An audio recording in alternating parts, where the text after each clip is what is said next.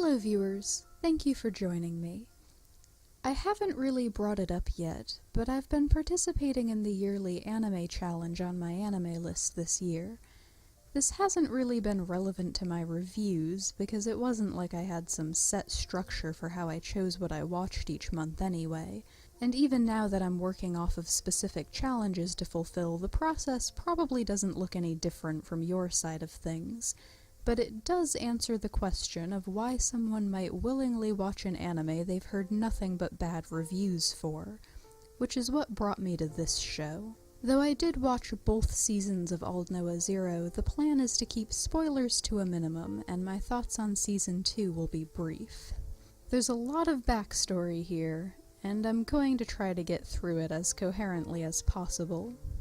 Aldnoah.Zero takes place in an alternate universe where, when humans landed on the moon, they found an ancient technology that allowed them to colonize Mars, where they found a vaguely explained power source known as Aldnoah.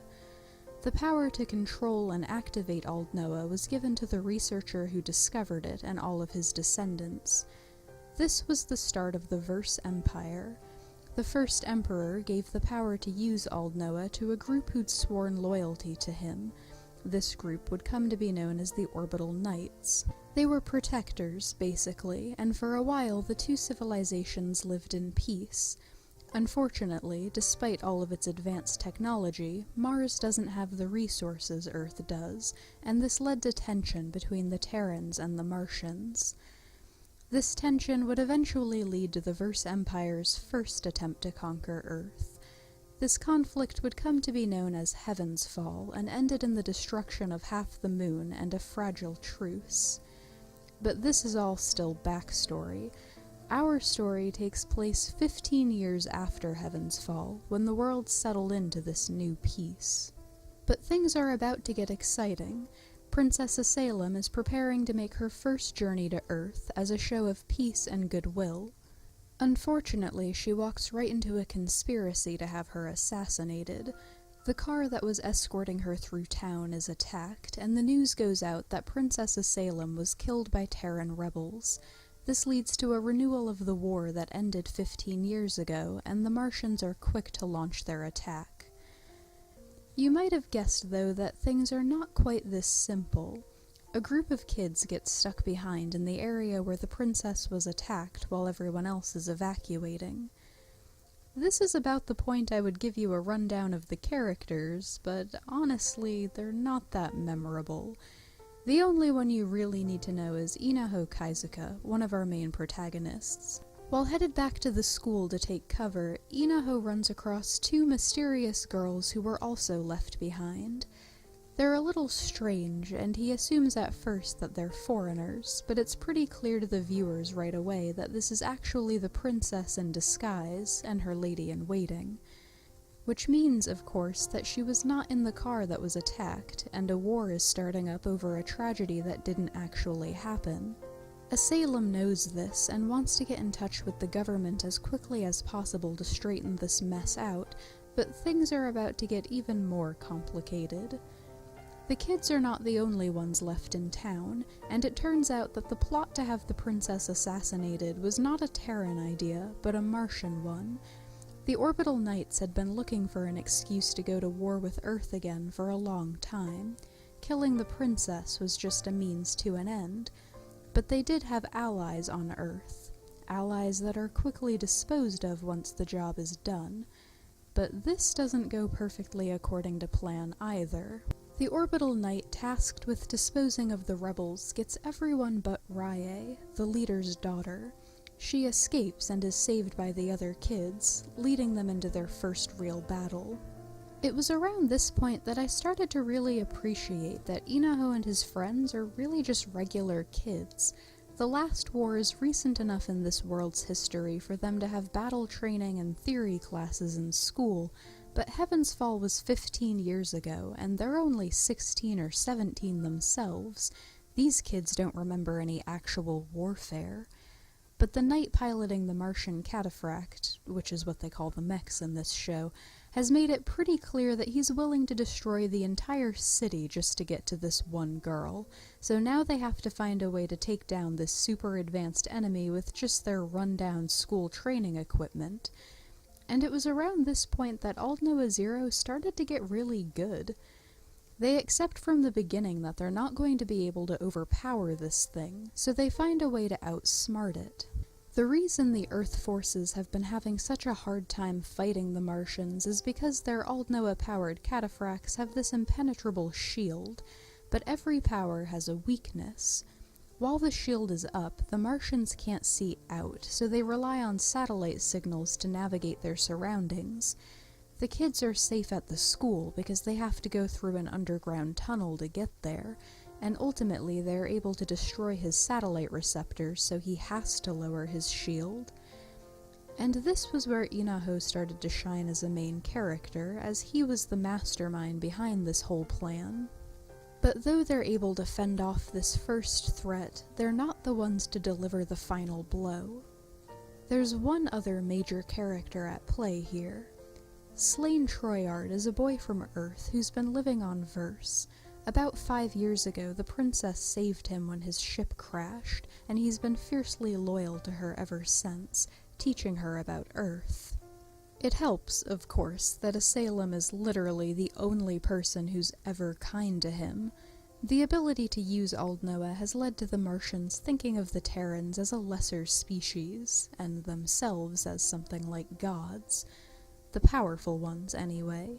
Season 2 goes a little into the power disparity between the nobles and the regular citizens of Verse, but that's a story for another day. Anyway, Slain was assigned to work under one of the orbital knights, and is understandably devastated when he hears of Princess Asylum's death, but he catches sight of her on Earth and kills the pilot chasing her once he realizes it was the knights who planned her death, and not some rebel group on Earth. Ultimately returning to space to try and figure out how far up the totem pole this conspiracy goes, and figuring that for now, she's safer where she is.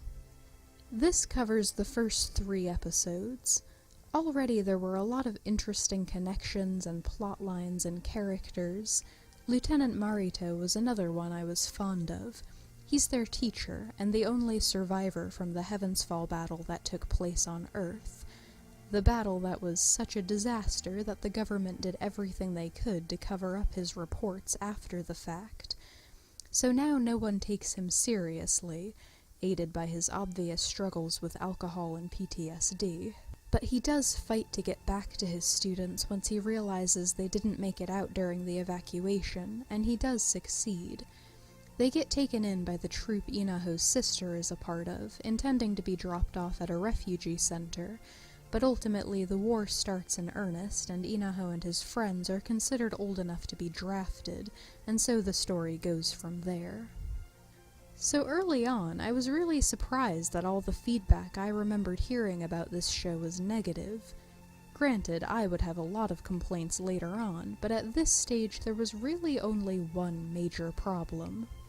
Inaho Kaizuka is very smart, and a very logical thinker. Unfortunately, that's really the only thing he has going for him. I've seen actual machines show more emotion and have more personality than this boy. There is one moment where this works in his favor. Near the end of Season 1, tensions are running high and anti-Martian sentiment is rising even amongst his friends. Inaho gives what's actually a really nice little speech about how war is just a means of negotiation, and so he doesn't have any reason to hate the other side. But honestly, he may be the one case where a dose of unreasonable hatred would have done him some good. If there was one person Inaho reminded me of, it was Katsuhira from Kisniver, except the whole point of that show was exploring his inability to feel anything, and the human experimentation that made him that way. And Inaho's kind of just like that. And I mean way past the point where he could be considered just extremely level-headed. In that first battle, one of his friends is killed right in front of him, and he looks, like, mildly concerned at best. Later on, they really try to play up that he develops a crush on the princess, which I do not buy for a second. He's supposed to be the hero of this story, but I can't imagine anyone ever getting attached to him as a character, which should be an obvious problem. But mostly, I just never felt like he was driving this story in any way, like a main protagonist should. In that regard, we were lucky that Inaho was not the only main protagonist. You could probably consider Princess Salem a main character also, but Slain was the most obvious counterpart here. Inaho and Slain don't actually interact much in Season 1, but they had a very interesting dynamic, technically on different sides, but working towards the same goal, protecting the princess. Slain was a much more interesting person, though, having actual emotions and such, and in Season 1 he quickly became my favorite character. I feel like he grows over the course of this series, something I didn't really get from most of the other characters. He's generally a very gentle person, peace-loving like the princess, never snapping back at the other Martians for treating him like dirt, so it's a big deal whenever he willingly joins a battle. He's visibly shaken after killing the knight who was going after Salem, so for him to go back to space, essentially as a spy, and then continue to put his life in danger to protect the princess, it was kind of moving.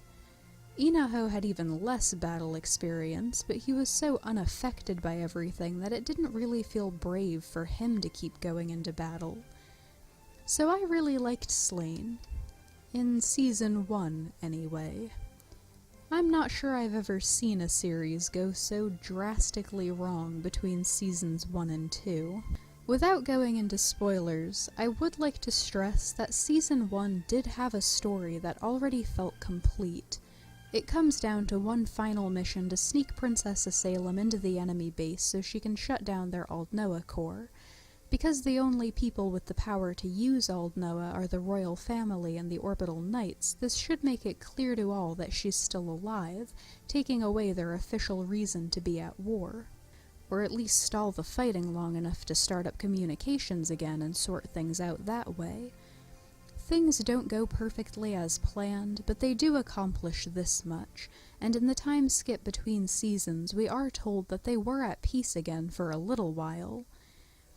Only for the war to be started up again and spurred on by Slain, of all people.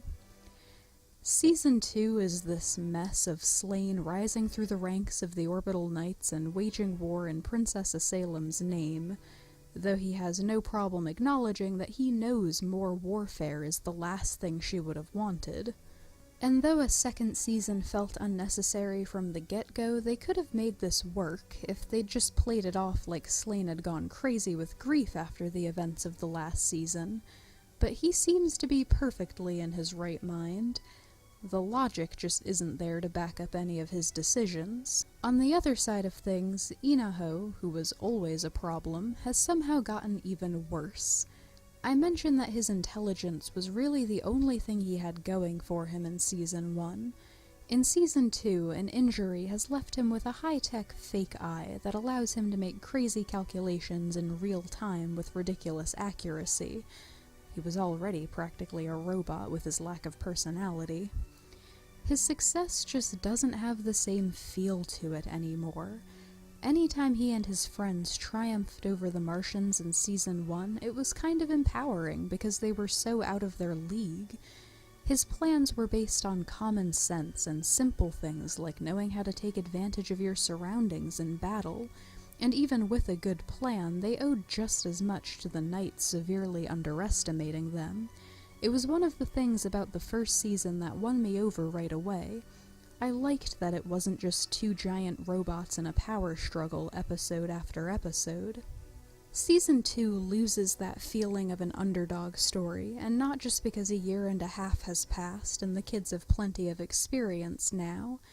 It's like the difference between working your way through a puzzle yourself as opposed to just Googling the answer, not to mention that it's bordering on disgusting how useless the rest of the Earth Army is. It is true that there was a point in the war early on when only 2 Martian cataphracts had been brought down, and Inaho was responsible for both of them. But like I said, that was just as much due to the way the Knights underestimated him. Now he's part of the actual army, and you're telling me they don't have anyone else with any tactical skills? Because that's really all his success boils down to. Honestly, the way he's talked about in Season 2, the other characters might as well just come out and acknowledge that they know he's the main protagonist with all the plot armor he could ever want at his disposal. It doesn't feel empowering anymore. On top of this, and I swear this is the end of my little Season 2 rant, we come to a point where it doesn't really feel like it's about the war anymore. Instead, the real focus of this story comes to be about the rivalry between Inaho and Slain, a rivalry that feels kind of like a take on some shonen cliché and that I don't think should have existed in the first place.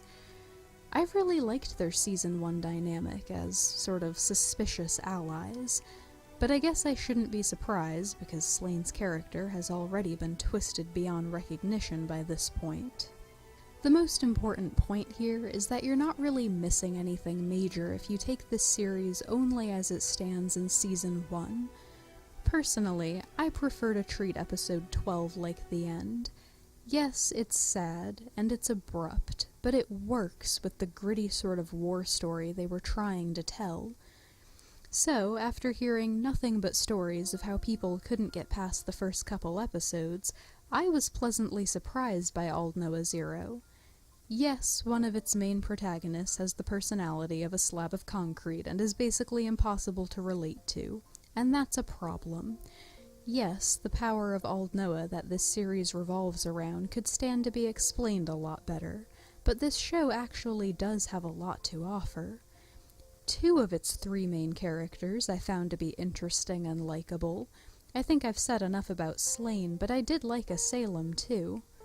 Maybe she was a little too perfect and pure-hearted, but she was brave too, not afraid to face danger herself to obtain the peace she was so passionate about, and I found Rye to be particularly interesting also. She's got a lot to deal with, saved by and now having to work alongside the princess her father was plotting to have killed, a plot that got him killed instead. And it did feel like a lot of thought had gone into this world, which is important in a war story. We are given an explanation for the Orbital Knights' hatred and motivation. They're not just fighting for the sake of pride and greed. Wars are fought over resources all the time. I feel like I could go on, and maybe I should to make up for the rant. Their battle music was empowering, and I like the soundtrack in general. I loved all the connections and mysteries. There were a lot of twists and turns I didn't see coming. There were a lot of little things that made Aldnoah.Zero good.